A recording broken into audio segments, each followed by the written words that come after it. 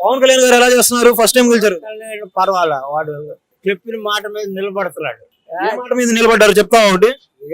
ఏ మాట అయినా సరే. ఆ, మొన్నయ్య గెలిచాడు అసెంబ్లీలో, అక్కడ మొన్నయ్య గెలిచాడు, ఆయన ఎమ్మెల్యేగా గెలిచాడు. కరెక్ట్ మనిషి, చాలా కృషి చేస్తాడు. అంతే, చంద్రబాబుని మాత్రం వదిలిపెట్టాడు. ఎందుకు వదిలిపెడితే ఓడిపోతారనా? కాదు, చంద్రబాబు అంటే అతనికి పరిపాలన, చంద్రబాబు పరిపాలన సీనియర్ కాబట్టి ఆయన్ని అనుసరించే ఉంటున్నాడు. ఆయన అది అనుసరించే ఉంటాడు. పార్టీ పెట్టింది ఒకరి కింద పని చేయడానికా లేకపోతే వాళ్ళే సొంతంగా నడుపుకోవడానికా? ఎవరు జనసేన?